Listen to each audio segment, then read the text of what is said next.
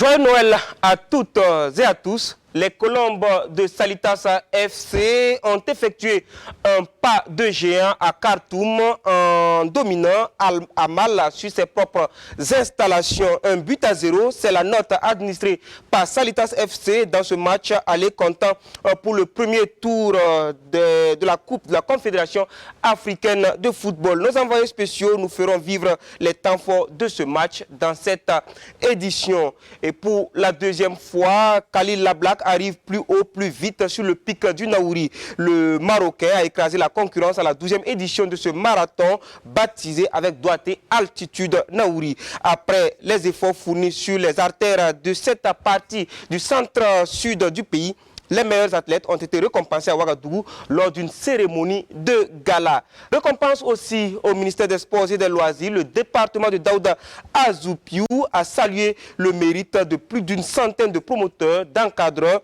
de dirigeants sportifs et d'athlètes mardi dernier dans la cuvette du stade du 4 de Ouagadougou. Nous y reviendrons plus en détail dans cette livraison. Mesdames et messieurs, amis sportifs, merci de suivre ce numéro d'Actu Sport spécial fête de la nativité, le développement des titres après cette virgule.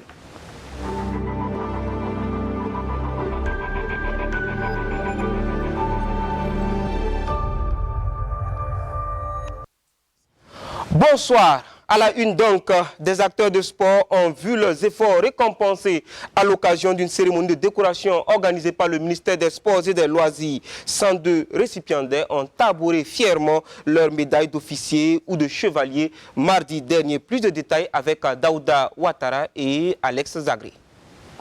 Le ministère des Sports et des Loisirs récompense des acteurs du sport pour leur abnégation à faire du Burkina Faso une nation sportive. Promoteurs sportifs et dirigeants des structures sportives et de la jeunesse sont élevés au rang de chevaliers et d'officiers avec agrafe ministère des Sports et des Loisirs. Ça a été bon pour le département, en tout cas qui a reconnu le mérite de ses travailleurs, de ses dirigeants, mais également de tous ces sponsors qui accompagnent au quotidien l'émergence du sport dans notre pays. Alors, je vais exprimer une grande satisfaction à l'endroit de ce mouvement sportif-là qui, chaque jour que Dieu fait, en tout cas, fait monter les couleurs de notre pays à des hauteurs considérables qui valent le respect et la considération de notre pays. Ils sont 102 à recevoir l'ordre du mérite de la jeunesse et des sports pour le contingent 2020. Depuis toutes ces années, j'étais dans le ministère des Sports. Avons travaillé, nous continuons toujours à travailler pour le sport. Donc vraiment, je suis très content que le ministère m'ait décerné ça. Pour reconnaître qu'après même le service que j'ai rendu, je suis toujours en train de rendre le service. C'est un joie parce qu'il nous a décoré ce soir. Vraiment, c'est un joie pour nous, un joie pour tout notre bureau. Donc c'est un encouragement pour nous ce soir-là. Vraiment, on est très contents. Les dames, ça fait une visibilité et ça nous permet en fait d'amener nos jeunes sœurs en fait, à venir au niveau du sport. Je remercie tous ceux qui ont contribué à ce que je sois décoré aujourd'hui. Je vais d'abord dire un grand merci à l'association des journalistes sportifs, puis aussi bien sûr à ma maison mère, c'est-à-dire la RTB, et sans oublier tous mes collègues. Puis c'est une médaille que je vais dédier à toute ma famille qui m'a soutenu pendant tout ce temps. C'est un sentiment de joie qui m'anime. Je voudrais inviter tout le monde, les amis, et à s'investir également pour faire développer notre sport. Après la distinction, place aux félicitations du premier responsable et aussi des collègues et des familles venus célébrer le mérite des siens. Et vous l'aurez constaté, notre confrère Yiboula Bernard Bayala est élevé au rang de chevalier de l'ordre du mérite de la jeunesse et des sports pour le compte de l'association des journalistes sportifs du Burkina. Sa médaille lui a été remise donc à Bobo Dioulasso. Félicitations à Bernard Bayala, cette grande voix de retransmission que vous entendez tous les week-ends pratiquement depuis le stade Obi de Bobo Dioulasso ou le stade Sangoulé Lamizana. Après une deuxième participation infructueuse, Khalil Lablak refait parler de lui sur les hauteurs du Naouri. Le Marocain a remporté son deuxième titre sur altitude Naouri. Il a dévalé les 21 km de plat et les 447 mètres d'altitude en 1h18 minutes et 22 secondes. En récompense, le champion reçoit une enveloppe de 500 000 francs et des gadgets de sponsors. Le point avec Bernard Combelem et Alain Didier Compaoré de Pipo. Et de 2 pour Khalil Lablak. Après son sacre en 2015, le Marocain revient plus fort cette année en étant le plus rapide de la 12e édition de Altitude Naouri. Un semi-marathon de 21 km plus une ascension de 447 mètres. Il est parvenu au sommet du pic en 1h18 minutes 42 secondes de course. Je remercie la ville de Nahouré et la fédération de Burkinabé et je suis très content. Deuxièmement, cette année, c'est une bonne organisation. Merci à vous, merci Altitude Nahouré et je suis très content. En effet, ils sont plus de 250 athlètes à prendre le départ. Après le top de départ du ministre des Sports et des Loisirs, il boucle d'abord 3 km en ville et direction le pic.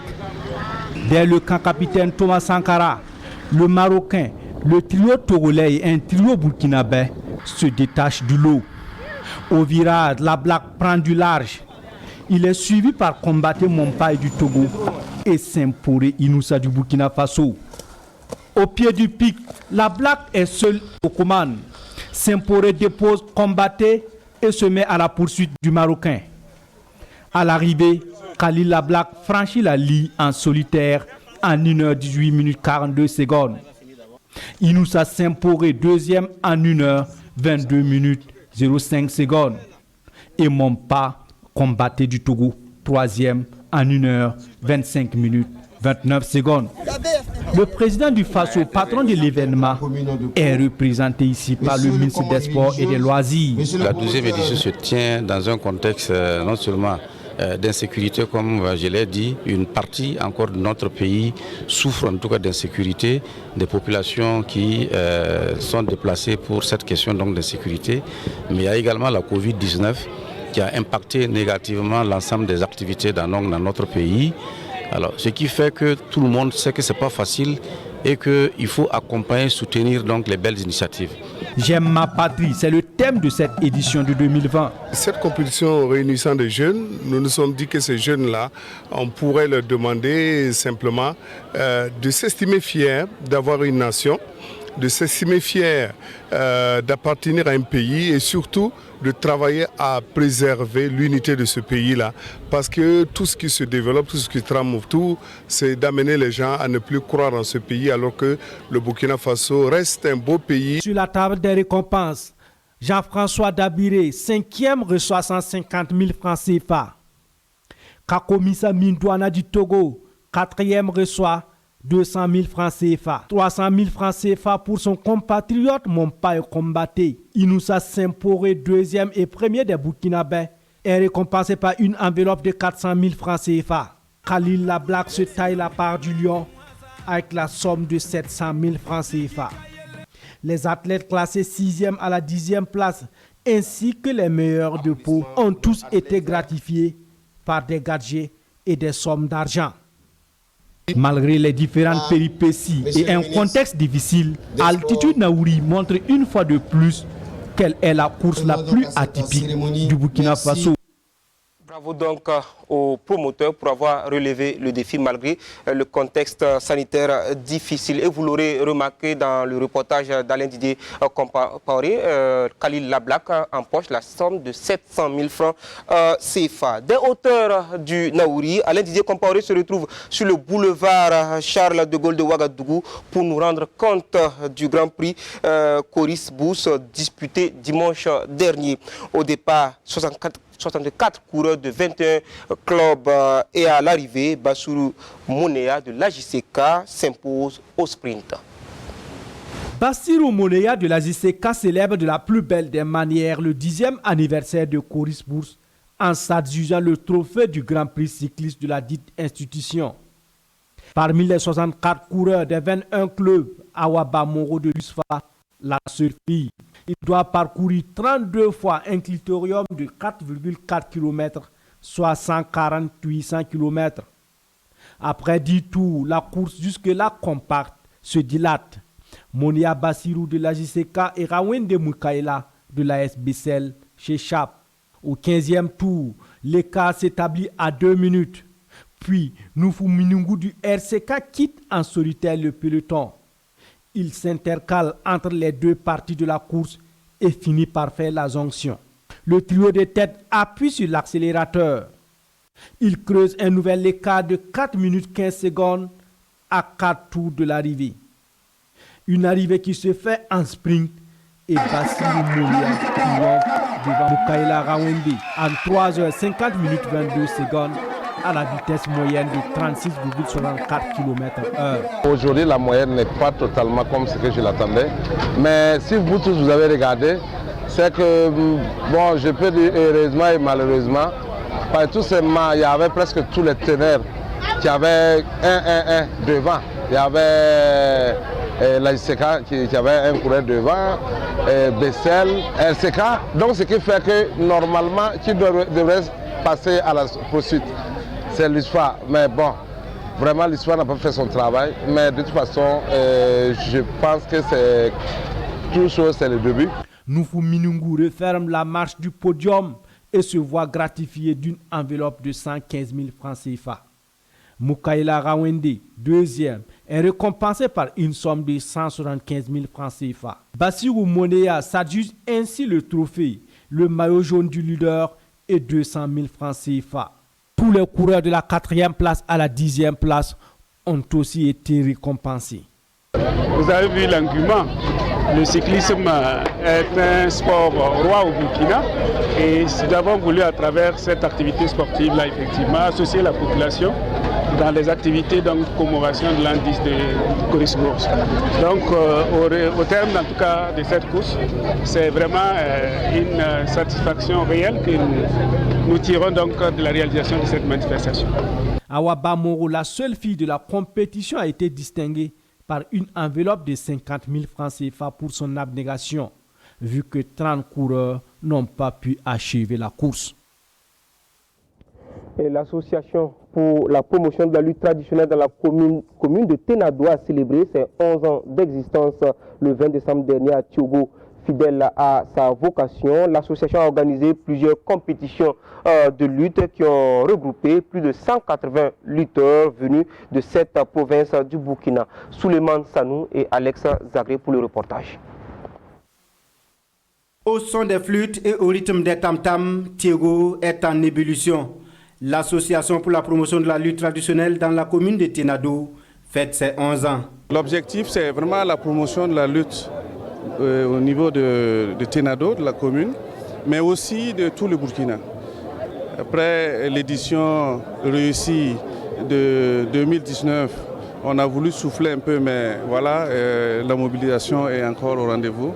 Faire de la lutte traditionnelle un facteur de brassage culturel et de cohésion sociale, c'est le thème qui a réuni les lutteurs autour de l'arène. Au total, 182 combats ont tenu la population en haleine dans la journée en attendant les 5 finales de la soirée. Avant les hostilités, c'est le tour d'honneur de l'arène par la centaine de lutteurs.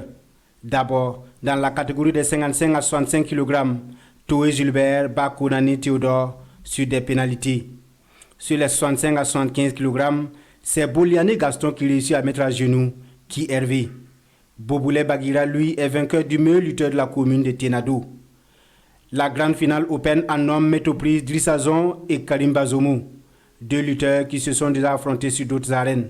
Le combat sera stratégique, mais au finish, c'est le plus malin et le plus technique qui sort vainqueur. Et c'est Drissa Zon. En open dame, Emelita Sambedo, sans difficulté, domine Ebou Bagui.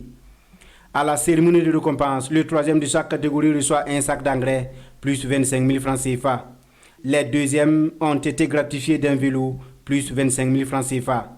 Les premiers gagnent une charrette et la somme de 25 000 francs CFA. Drissa Zon et Emelita Sambedo, vainqueurs des Open, s'en sortent avec une moto et 25 000 francs CFA. En plus de ce don, Drissa Zon remporte le trophée des engagements nationaux. On va écouter d'autres propos recueillis par nos reporters après les combats.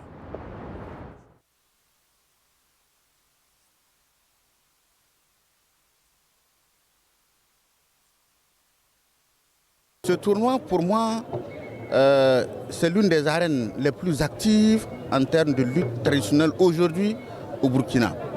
Donc, c'est une arène, c'est une organisation donc accompagnée. Il faut accompagner parce qu'ici, nous avons retrouvé l'ensemble des lutteurs au niveau national. Il y avait près de 7 provinces. C'est donc pour moi une maturité. 11 ans après, il n'y a rien à faire. Il faut accompagner cette initiative. De telle sorte qu'ici, nous retrouvons des lutteurs de cette gabarit telle que nous connaissons donc auparavant. Il faut créer les conditions pour que les jeunes émergent. Et je reste convaincu que ce cadre-là est l'idéal vraiment pour que de nouveaux lutteurs émergent. On est également en train de réfléchir à la création d'un club de lutte. Comme ça, on pourra éventuellement former des jeunes de la zone, du village, de la commune, de la province et au-delà. Et pour cela, il faut mettre en place une organisation technique et stratégique. Technique, il faut avoir les meilleurs entraîneurs. Stratégique, il faut avoir une vision à long terme. Donc j'espère que la lutte de Turo va contribuer à rehausser l'image de la lutte au Burkina. Au regard de l'envergure sur la menue chaque année, nous sommes à la 11e édition avec plus de 7 provinces. Je pense qu'aujourd'hui, s'il y a un lieu en ce qui concerne la promotion de la lutte, c'est bien Turo. Et voilà, de l'arène au tatami, les judokas de la Ligue du Centre se sont donné rendez-vous au gymnase de l'Institut des sciences des sports et du développement humain, ISSDH. Ils étaient 160 jeunes venus de 13 clubs de la capitale à prendre part à la 9e édition de la Coupe de la graine de l'espoir dimanche dernier. Une édition placée sous le parrainage de l'homme le plus fort du monde, Iron Bibi. Gérard Sommet et Abdoulaye Kabouré, reportage. Ces jeunes judokas se mettent en exergue à la faveur de la 9e édition de la Coupe de la graine de l'espoir, dont l'initiateur est le président de la Fédération burkinabé de judo, Pimbi Nikiema. Je suis comblé vu l'engouement que cela a suscité et vous l'avez vous-même constaté, les enfants se sont très bien battus. On avait presque 200 jeunes qui se sont donc affrontés, ça a donné ce que ça a donné et nous pensons que c'est juste une petite contribution de notre part pour donc, la promotion et surtout la relève donc, du judo burkinabé. L'édition est parrainée par Cheikh Ahmed Alassane Sanou, alias Iron Bibi, champion du monde des log lift. C'est un devoir pour moi de venir soutenir la relève. La relève, c'est maintenant et les jeunes qui ont compétit aujourd'hui seront nos futurs champions. Chaque enfant a donné son maximum. Et en tant qu'athlète, et un athlète qui performe et qui donne son maximum, c'est un champion. 160 jeunes venus des 13 clubs de Ouagadougou, dans les catégories Poussin, Benjamin et Minime, se sont affrontés. Il y a eu au total 13 finales. Chez les Poussins,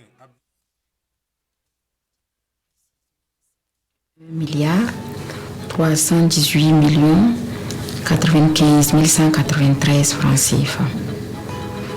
Il y a eu 3 répartitions à toutes les communes et toutes les régions du Burkina. Et je suis content. Je salue Maître Traoré, Maître Yelbi et Maître Yakouba. Dans la catégorie des minimes filles, Zenab Fofana, en ceinture orange et vert de l'AS. Pour l'opérationnalisation du fonds et pour ce que nous avons suivi, la société civile a joué un rôle Zenab aura le dernier mot. Dans la catégorie des minimes filles, moins de 44 kg, le combat était rude. Rachida Toudia Traoré, kimono bleu, de l'AS Douanes s'est montrée très endurante et efficace face à Maï Elou Yasmine de l'AS Babata. On travaille beaucoup ensemble. On a fait des entraînements les samedis. Chaque fois on faisait des entraînements. Pour la compétition, j'étais prête pour ça. Je n'ai pas eu peur de mon adversaire. Pour un bon plaidoyer, il faut disposer je lui ai fait une technique qui s'appelle Moroté Senagi. Des oppositions aussi spectaculaires les unes des autres ont également tenu le public en haleine. Après les efforts, les récompenses, les plus méritants ont été honorés. Les vainqueurs ont obtenu des médailles d'or, les deuxièmes des médailles d'argent et les troisièmes des médailles de bronze. Il est nécessaire que les communautés s'intéressent. Mais cette fois on parle de karaté. L'Épervier Club a sacrifié à la tradition en organisant la remise de ceinture à ses pensionnaires malgré une situation sanitaire qui a profondément entamé son programme de la saison 2019-2020. C'était sur le site du CIAO à Ouagadougou dimanche dernier. Dans le domaine des plaidoyers pour vraiment la mise en œuvre de ces fonds, je vous dis qu'aujourd'hui l'ONG OC apporte le leadership de ce domaine-là. Pour ce projet, Oxfam a bâti sa stratégie d'intervention sur un certain nombre d'éléments, sur un certain nombre d'aspects. L'implication des autorités locales dans les zones de mise en œuvre du projet, la mise en place de structures endogènes pour animer la participation citoyenne au niveau des résultats qui étaient d'intervention, de le renforcement des capacités et de tous ces acteurs impliqués dans l'opérationnalisation du projet.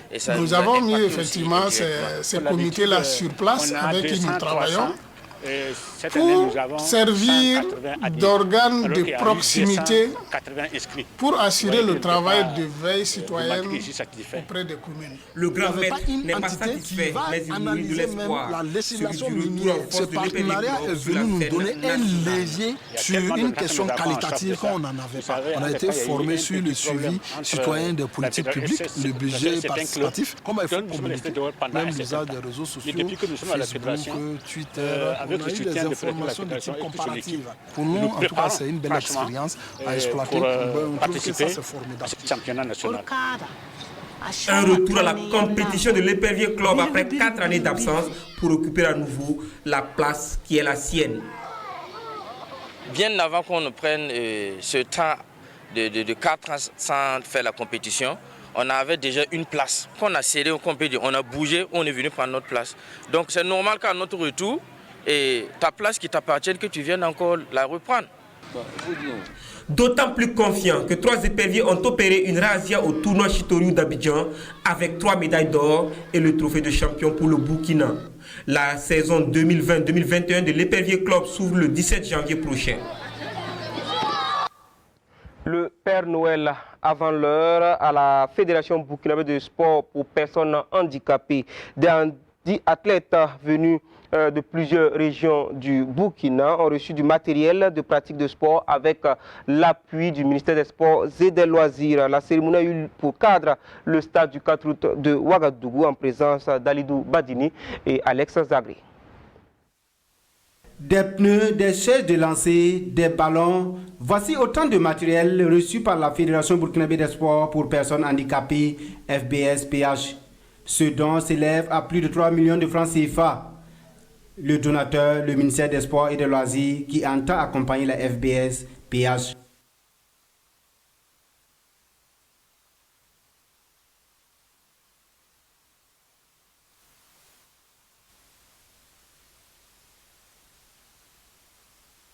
À les utiliser et aller plus loin pour obtenir des médailles. Parce que nous avons eu déjà l'expérience qu'avec ce matériel, nous pouvons obtenir des médailles. Notre niveau, il faut du matériel pour pratiquer le sport. Voilà, donc ça, c'est encore une fois de plus que nous avons ce matériel. Ça nous va droit au cœur. Ça va nous amener à faire plus. À cette occasion, les athlètes burkinabés qui se sont illustrés aux Jeux de Marrakech en 2019 ont reçu des félicitations et des encouragements. Football, Salitas FC a fait une partie du chemin qui mène à la qualification pour le tour de cadrage de la Coupe de la Confédération africaine de football. Les garçons de Ladji Koulibaly ont assuré le minimum d'un but à 0 devant Al-Amal sur le terrain d'Al Hilal Stadium de Khartoum en match aller, comptant pour le premier tour de la Coupe de la Confédération mardi dernier. Le résumé de la victoire avec nos envoyés spéciaux à Khartoum, donc Kwala Nebié et Jean-Modeste Ouedraogo. Évidemment, Salitas est sorti victorieux de la première manche face à Al-Amal. Oui, l'objectif est atteint, d'autant plus que vous venez gagner à l'extérieur. Oui, ce n'est pas permis à n'importe qui. Vraiment, je félicite les joueurs vraiment pour le travail abattu. Vraiment, ils ont vraiment respecté le système de jeu qu'on a mis en place. Vraiment, on est très contents, on est très satisfaits. Vraiment, vive le Burkina Faso. 11 minutes ont suffi pour que Olivier Boissy fasse le boulot. Sur cette remise en jeu de Kalfa Nikema, Sami Yen, le compas dans l'œil, trouve Olivier Boissy au cœur de la défense. Il contrôle avant d'ajuster Akram El Hadi. 1-0 en faveur de Salitas. Les plans de Ladji Koulibaly fonctionnent bien. Salitas ne pouvait pas rêver mieux. À la 22e minute, Sidiki Traoré amorce une contre-attaque. Il trouve Olivier Boissy. Sami Yen propose ses services, mais sa frappe est contrée en corner. Al-Amal a du mal. Mais à la 32e minute, sur ce corner, la défense de Salitas reste de marbre. Ibrahim Gaffer trouve la tête de Akesh Alouk. Sa remise est reprise au-dessus. Ba Hussein est passé à côté de l'égalisation. Salitas procède par contre-attaque. À la 36e minute, Sidiki Traoré renverse pour Elias Dianda. Il se présente face à Akram et finalement, la défense récupère. Quel gâchis. 1-0, c'est le score à la pause. La communauté burkinabé du Soudan, avec à sa tête le consul honoraire en blanc, savoure cette courte avance. À la reprise, Salitas opte pour la défensive et subit le match. Une domination volontaire avec des moments de frayeur. À la 58e minute, sur cette frappe de Omer Goma, Ousmane Sanon sort la parade pour éviter l'égalisation. Puis, à la 81e minute, Sanon remercie Sabah transversal avant de stopper net la frappe de Alouk. Il faut faire attention à cette équipe soudanaise, c'est pas fini. Le centre à venir, le contrôle et la frappe encore. Et l'intervention de Sanon. Fin du match, victoire précieuse de Salitas à l'extérieur, 1-0. Le match retour est prévu pour le 6 janvier 2021 à Ouagadougou, mais en attendant, les joueurs peuvent savourer cette belle victoire. Bravo donc aux Colombes et plus de réactions d'après-match avec toujours nos envoyés spéciaux à Khartoum. Jean-Modeste Ouedraogo et Kwala Nebié. Voilà, on a essayé de produire notre jeu et on a essayé de marquer très tôt. Mais le plus important est que le groupe a pu gérer le score. Voilà, c'est ça une équipe. Voilà, on était à l'extérieur, c'est normal. Voilà, on a marqué un but, on n'a pas encaissé. Vraiment, je suis content de mes coéquipiers, du travail qu'on a fourni ce soir. Et maintenant, on va essayer de préparer le match retour à Ouaga. Oui, Salitas mûrit, Salitas grandit au fur et à mesure que nous jouons les matchs, surtout les matchs comme cela. Voilà, ça nous motive beaucoup, ça nous galvanise beaucoup et c'est le plus important pour nous. On veut grandir encore, on veut envoyer le football burkinabé très haut. Voilà, l'année passée, nous l'avons fait, rentrer en phase de poule. Cette année encore, on veut réécrire l'histoire encore. Voilà, c'est l'objectif de tout le monde ici. C'est pourquoi il y a d'autres qui sont venus, il y a d'autres qui sont partis. Voilà, c'est comme ça une équipe et on va travailler encore. On va tout faire, on va tout mettre en œuvre pour assurer la qualification à Ouaga. Voilà, les consignes, c'était simple. On jouait à l'extérieur, il fallait le but à l'extérieur. Voilà, c'est le conseil des coachs. Et puis voilà, il fallait puisque bon, on ne connaissait pas bien l'adversaire. Donc il fallait les laisser jouer 10 minutes d'abord pour les observer. On a vu que c'est une équipe prenable. Voilà pourquoi on a poussé les premières 15 minutes pour pouvoir marquer le but. Et voilà, Olivier a été efficace. Première occasion, il a mis au fond.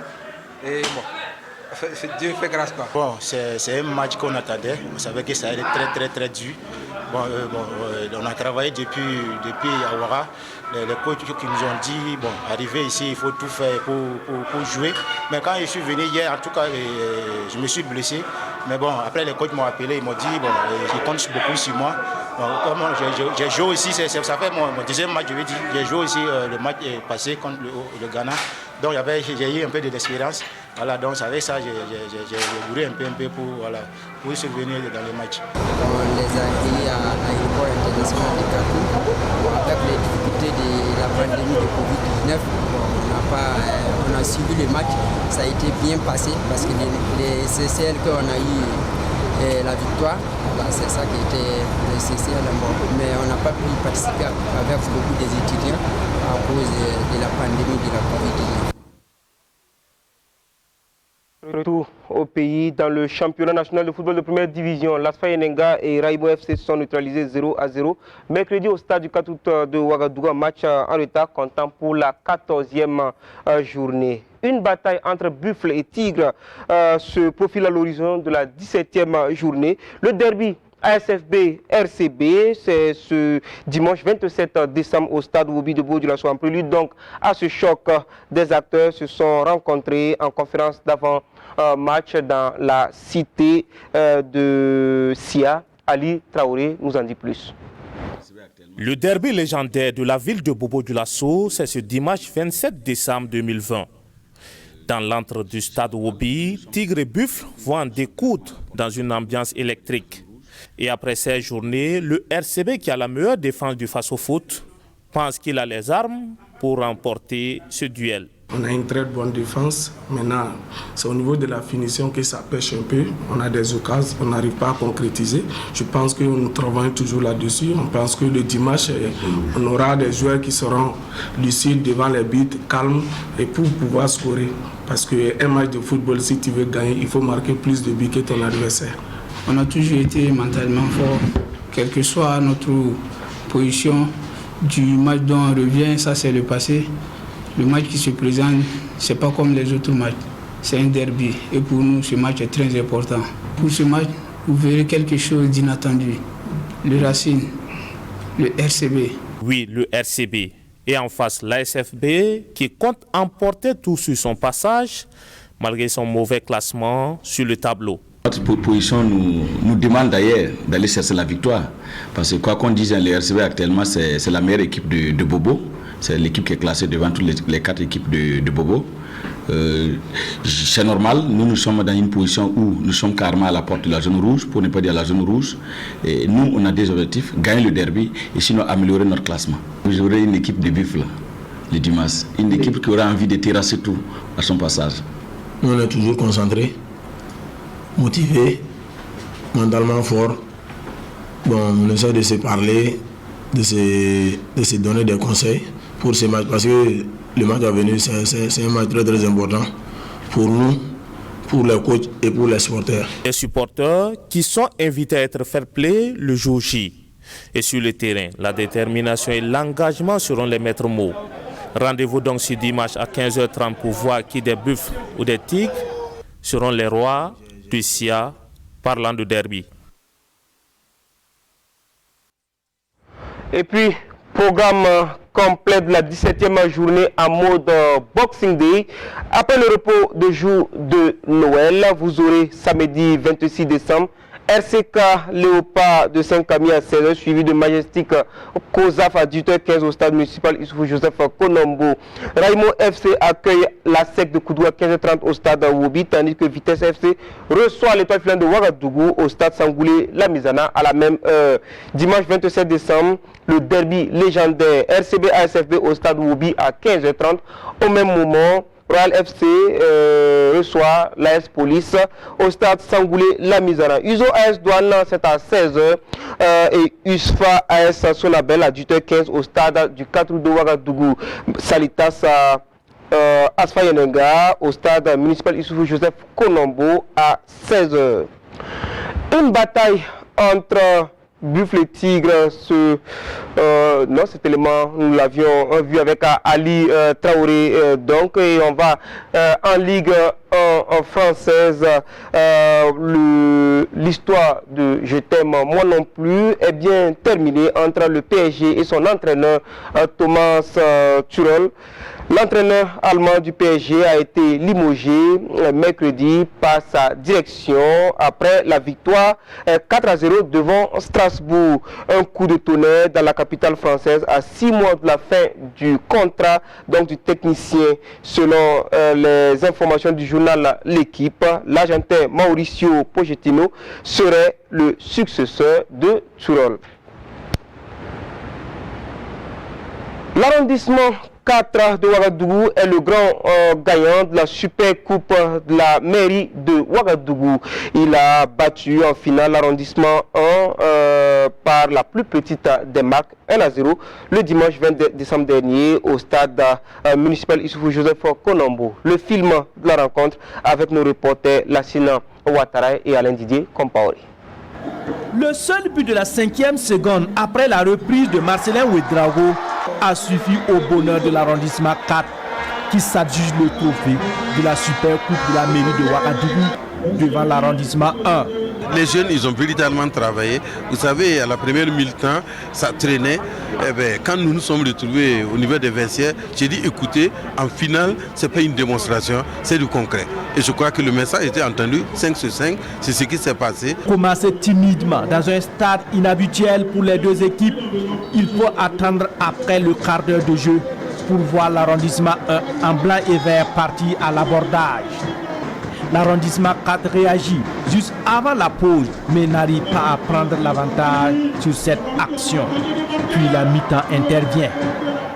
Au retour des vestiaires, pas de temps à perdre. Dès le coup d'envoi, Marcelin Ouedraogo, d'un lobe superstitieux, trompe le portier de l'arrondissement 1. 1-0 pour l'arrondissement 4. Un coup de massue pour les blancs et verts, mais qui aiguise l'appétit des violets et blancs. Sur cette action, l'attaquant pourtant bien servi manque son contrôle et la balle profite au gardien. À 5 minutes du terme, l'arrondissement 1 tente une de ses actions de dernier espoir qui ne donne finalement rien. Et le match s'achève sur la victoire de l'arrondissement 4. La population a répondu présent à cette invitation et nous avons célébré avec le sport et la cohésion sociale et la fraternité pour les jeunes de la ville de Ouagadougou. La compétition a été très bien disputée. Le niveau est vraiment acceptable et je pense que c'est avec ces compétitions dans nos quartiers que nous pouvons révéler des talents. Je représente le Moro Naba empêché. La finale s'est bien déroulée. Les enfants ont montré un beau football. Et le but de la victoire me rappelle celui de Mbappé des années 1962-63. En tout cas, ils ont nos bénédictions. L'arrondissement 2, classé 3e, gagne un jeu de maillot, la médaille de bronze, des ballons et la somme de 200 000 francs CFA. Le finaliste, l'arrondissement 1, se contente de la médaille d'argent, un jeu de maillot, des ballons et la somme de 300 000 francs CFA. L'arrondissement 4 s'adjuge donc le super trophée, 2 jeux de maillot, la médaille d'or, des ballons et 500 000 francs CFA. L'équipe classée 4e ainsi que tous les différents lauréats au volleyball, au handball, au basketball et les athlètes qui se sont illustrés à cette édition ont été récompensés. Encore bonne fête de la Nativité, que la paix du Christ règne sur le Faso. C'est le début de week-end, soyez prudents, surtout sur les routes. Bonsoir.